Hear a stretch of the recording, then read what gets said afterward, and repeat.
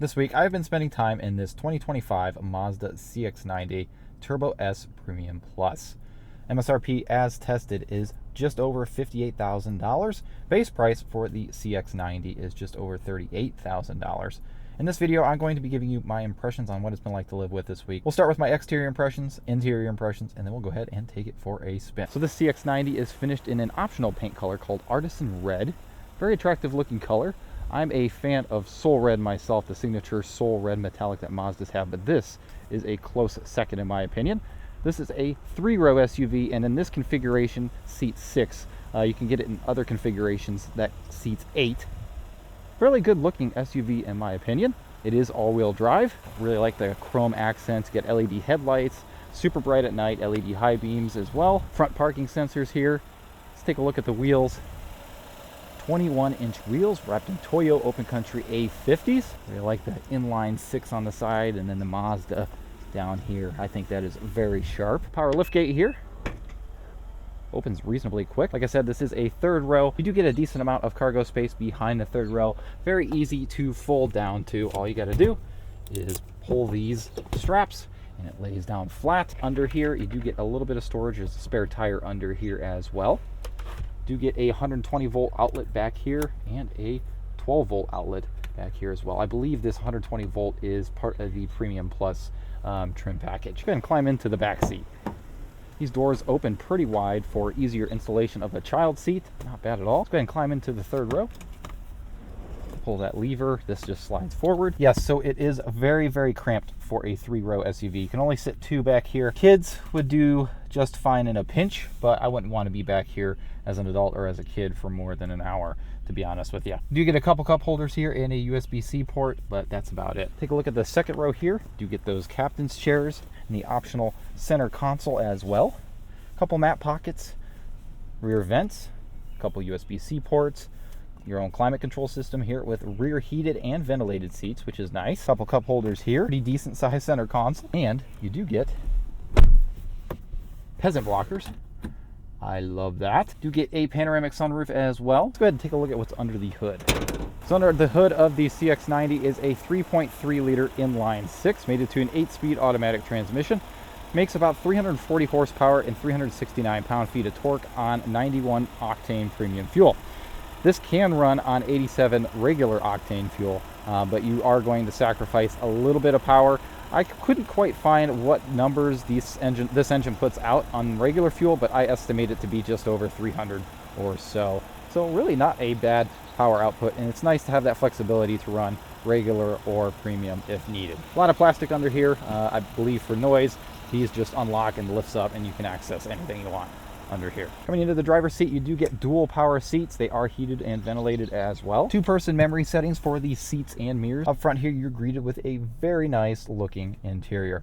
Mazda nailed the looks and the styling and the quality in here. You do get a 12.3-inch digital gauge cluster and a 12.3-inch infotainment. You do get a backup camera, 360 backup camera as well, parking sensors front and rear. This infotainment is really nice. A lot of people complain about Mazda's infotainment with this knob thing that you have to use to control the infotainment, but once you get used to it, there's no going back to a touchscreen infotainment. And through here, you do get your dual zone automatic climate controls.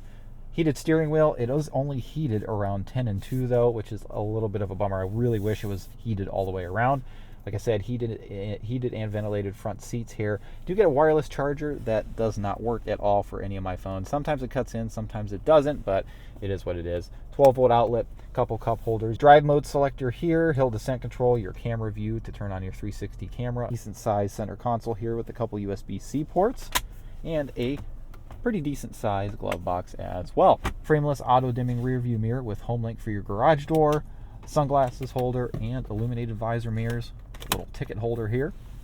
Do get a heads-up display as well. As you may see, you can customize that through the infotainment. So yeah, I think that about covers all of the features here. With all that being said, let's go ahead and take this for a spin and see what it's like to drive. So overall, first impressions of the CX-90 is actually pretty good.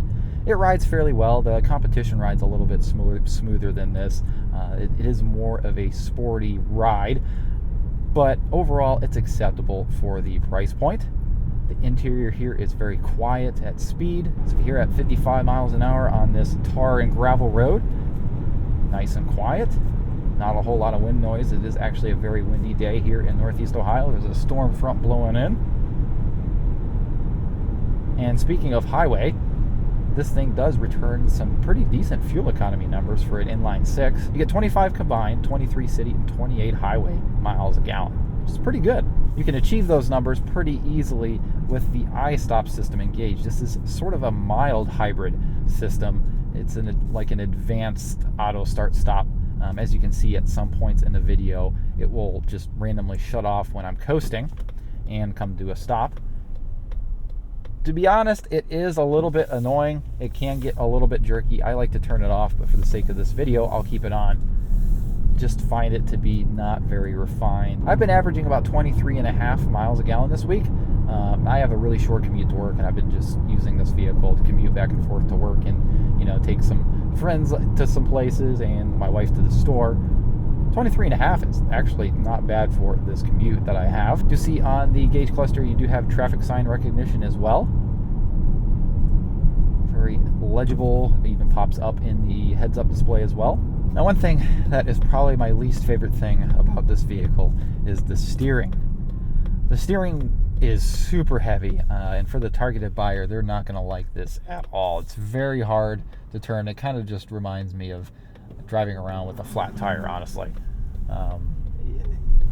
I wonder, I didn't get to drive the Mazda CX-50 when it had the heavy steering that everybody was complaining about, but I wonder if this is what it was like, because it is so heavy. Your arms get tired after a while of trying to maneuver this thing around. This vehicle is equipped with adaptive cruise control. It's pretty easy to engage. It does have lane centering as well. Steering assist is unavailable because the camera, can't see the lines and the sun is right in it, but it works really well on the highway. It does get a little bit annoying when it can't see the lines, unfortunately. As you can see there, it just keeps dinging at me. I really like this inline 6. This powertrain is really good. It does sound a bit funky though, because it does have a fake pumped in engine noise that you can't get rid of. I tried to look in the infotainment and everything else, and it's just that fake engine noise. Now, as far as handling goes, this vehicle is fun to drive for a 3-row SUV. If you can get over the heavy steering that it has, kind of get used to it, it can be a lot of fun. The steering provides a pretty decent amount of feedback. It's not boring and dull. It does like to understeer quite a bit, but overall, for the size of the SUV, it's probably one of the most fun to drive. Just wish the steering was just a little lighter. We'll go ahead and put it in the sport and do a quick 0 to 60 here.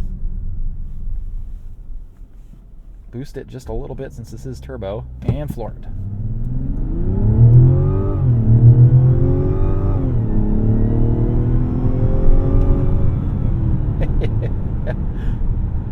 Pretty quick.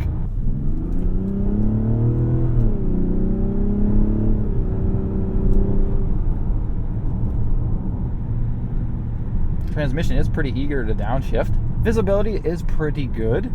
The third row does hamper your rear visibility a little bit with those headrests up. You get blind spot monitoring, and these side mirrors here are auto dimming as well, which is pretty nice. I had that in my Ram 1500, and with everybody having these LED headlights and stuff like that, it is a lifesaver. Did forget to mention, this Mazda CX-90 can tow 5,000 pounds, so interior quality has been pretty good this week. A couple rattles here and there, but nothing out of the ordinary compared to other vehicles these days. One thing I like about Mazdas nowadays is the abundance of physical controls. There's buttons for everything. They haven't gone and hidden stuff into the touchscreen. Everything is intuitive and easy to figure out, easy to use. Let's do another 0 to 60, because I think when I boosted it in the previous one, I think that killed some of my time there.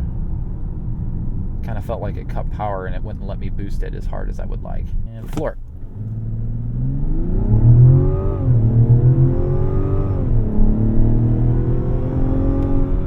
Yeah, I think that was a little better. All right, now it's time for the night sights and stereo system test, where I place B-roll of what the vehicle looks like at night while demonstrating the stereo system. This is equipped with a 12-speaker Bose stereo system, so let's go ahead and begin.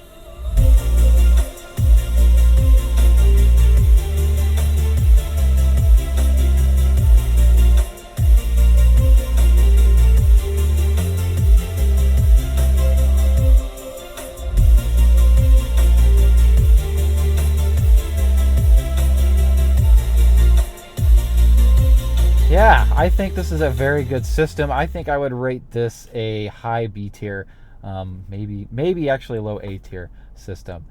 Very good system, especially for the price here. So all that being said, this concludes my review of the 2025 Mazda CX-90 Turbo S Premium Plus. Been a pleasure. Thank you, Mazda, for sending me this week to film. Please let me know what you guys think in the comments. I love reading your guys' comments. Please be sure to like and subscribe as well. And we'll go ahead and see you in the next video. Take care, everybody.